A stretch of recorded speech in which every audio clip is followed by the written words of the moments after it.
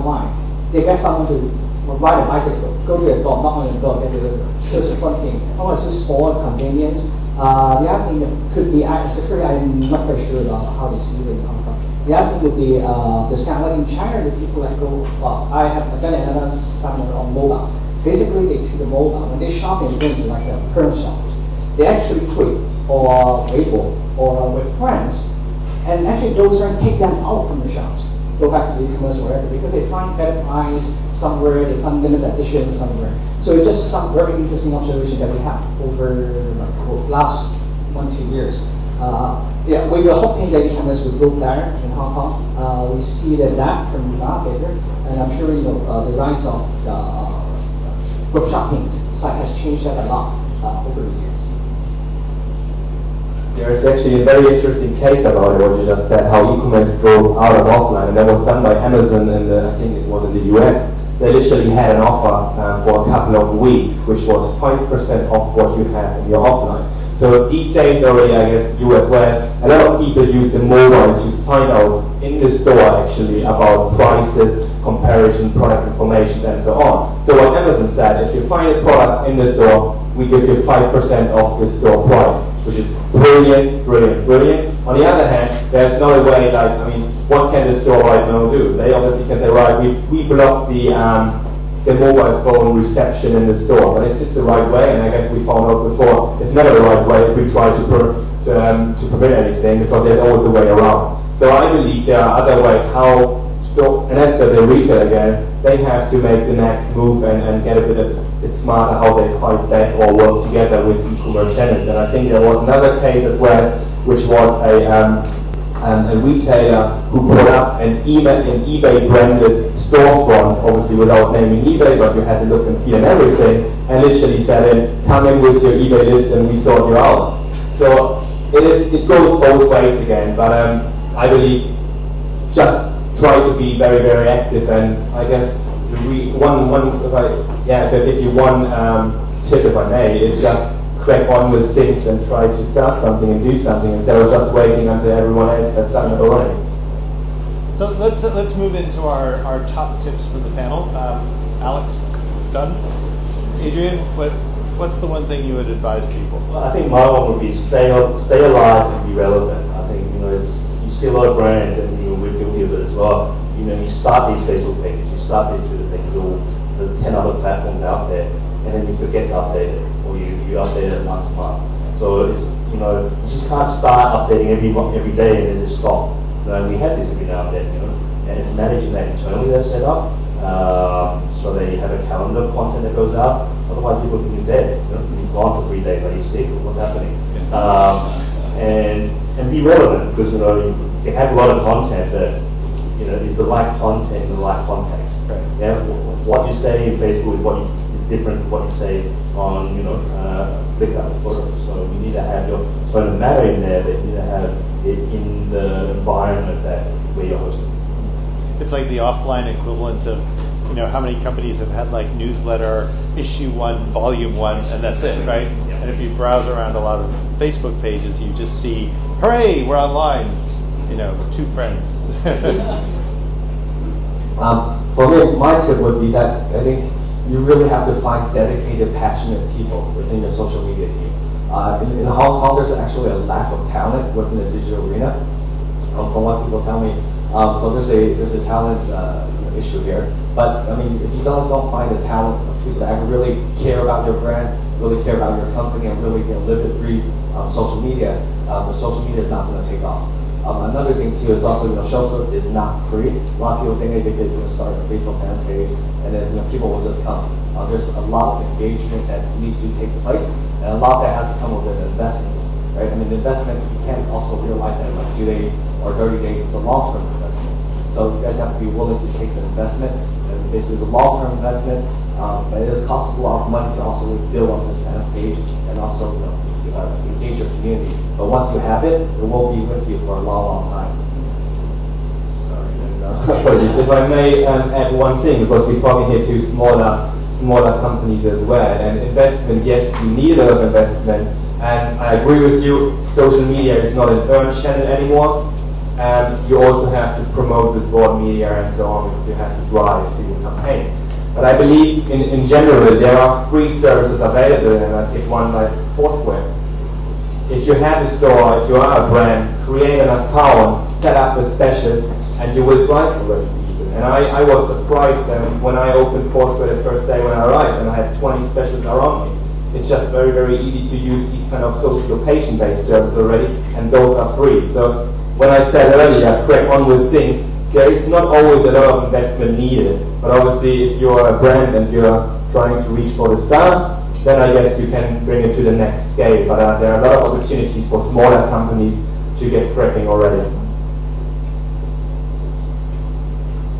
First, I have to agree with all the tips so far. So I'm going to go, even though some of them probably would have said I'm going to go with a different one now just because they've already been said. But I'm going to go with the American saying you have 2 ears and 1 mouth, so you should listen more than you speak. And I think it's very true of social media. You need to listen to what people are asking, and then speak. Then create the content that they want to hear, that they want to understand, that they want to know. I can't say enough that content is king, but don't just create a bubble. Don't just sit there and think you're creating something really, really brilliant. Use the advantage of social media to hear first what people want you to talk about before you start coming up with your strategy. I'm not in publishers, retail, every business. I'm just a research observer. So, so humble. Okay. Except your ears and mouth, eyes. I think it's also important. Look at what you around having around you. Most time when I go to presentations, people think research boring. It's looking at the time, but that's actually you have to match the real life activities. We know everything, but how you match the business is not about the big pictures, but all how to apply to the business, apply to what you're doing. I think it's a great example that Alice just gave the Foursquare. The basic locations, mobile is on your hand. Look at what people use it, how they use it, match with your figure, match with your KPI. And is that something that bring people go to the store or bring them out back to your online business? I think that's the key, how to use data for your business, and not just follow the data. Just looking at Jay's tweet deck over there, seeing what's going on. As we head into the home stretch here, I just want to make sure that if there are any questions that we've answered them. Is there anything anyone wanted to jump in with at this point? Yeah, okay. So we'll go and look at the future now. I guess I'll start.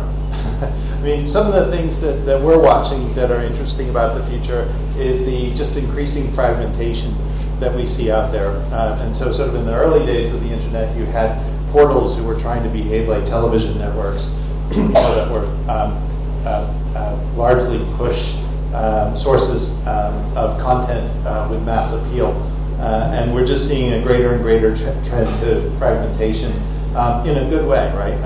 The kinds of, whether it's a microblog feed or an online discussion group, they're getting more and more specific and therefore more and more relevant to the people that use them. And that ability to go really deep is a real facilitator, I think, for commerce because, as I said before, if you're in the middle of a generic discussion and someone comes in with a specific sale, you'll be offended by that. But if you're in a chat room talking about antique toys and someone tries to sell you an antique toy, there's a much smoother, path to sales there. I guess the other thing that I personally find so interesting is, the smartphone penetration rate in Asia Pacific, I think, is about 16% now, something like that. It's low. Maybe in the U.S. it's approaching around maybe 60%, something like that. So if you look at that upward hockey stick of adaptation or adoption of smartphones, you have a whole new generation of people who have basically a full internet experience in the palm of their hands, right? And in the old days of social commerce, it would be, you'd walk by a Pizza Hut at lunchtime and you get an SMS that says, hungry, 10% off at Pizza Hut, right? And that is starting to look really, really clunky compared to what's possible now when you have a full, pretty much broadband location-based internet experience in the palm of your hand. So those are two drivers that I see going forward. I'd like to throw it open to the panel and ask you guys, where is all this headed in terms of the future? There's three areas in which I see where we're headed in terms of mobile, and we're definitely seeing a lot of penetration, smartphone penetration here in Hong Kong and globally. We're growing by double digits in terms of actual sales deriving from the smartphones. There's also a lot of location-based services, such as Foursquare or stuff that we launch in the US called Groupon now. So making deals offers relevant to where your location is based on the GPS of your phones. Also, this is something that's called video commerce, which has been taken off in the US. Basically, making deals, but basically instead of just a picture, having a video behind it as well to sell a specific product. So I think we're going to see a lot more video commerce that just gives the customers much more in tune with the product or the service that people are buying. Great. You can add e-commerce to my list of buzzwords. I'll give you my perspective, and it's from two different perspectives. One is as a B2B marketer, and one is actually as an e-commerce consumer myself. So I would say curation is probably one of the most important things for me. From a B2B perspective, as we said, there's a lot of information out there, there's a lot of verticals, there's a lot of specific information that people need, and curation is going to be really, really important in driving actual sales. As a consumer, I live in Hong Kong, I'm really tall and I have big feet. It's very hard for me to find clothing or anything useful in Hong Kong, or shocked when I walk into the store at my giant size. So I buy almost everything online, and the curation of content is the number one driver that encourages me, because I'm pretty busy, I travel a ton, and if somebody can help me see and understand what I need and what I want more easily, that's the number one thing that will drive me to purchase through social.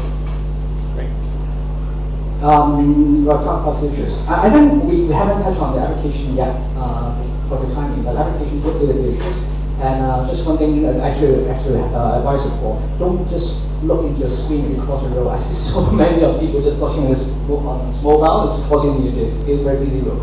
So with applications that coming in, it will be very interesting to look into the new wave of it. I give you an e-commerce again, is applications. I think I will be very, very, very high level and open. So I believe that the mobile phone will enhance the consumer journey. Full stop. I wouldn't rule out. You said yeah, but now David, I have to change you. I wouldn't actually say that we can't do anything good with mobile phones compared to smart devices. So let's call it dumb phones if you would like to. But personal anecdote. I went to Africa, Tanzania last December, and one of the very, very, very poor country and developing country, I was surprised what these fellas do with mobile phones. They have mobile payments, M-Pesa, by Vodafone, for instance. They do, yes, you said text messages, but hey, I had a taxi driver who received a text message on the go, and then he started smiling, was very happy. I asked, what's up? And he said, oh, I just received a text message from the school of my daughter, and my daughter just passed an exam. Wow, great. Why don't we use these kind of things? We have all the smart devices, 16% or 30% smartphone penetration in SEA. We even have a lot of more creativity at our hands to enhance consumer journeys. So it is, I guess, down to us brands to do the most of it. And I think we have to work with networks such as Facebook and the likes together. And I had a very, very interesting discussion with a lady from Facebook on Monday at the opening, and we exchange business cards as you do here in Hong Kong, and we will work together and see how we can develop the brand's needs, and also have a look what social networks can help you with, and then I guess we kind of lay out the way so that smaller companies and smaller brands can also jump on it and use these services hopefully in a free way. So I believe that the mobile phone will just this thing to enhance the consumer journey in whatever way.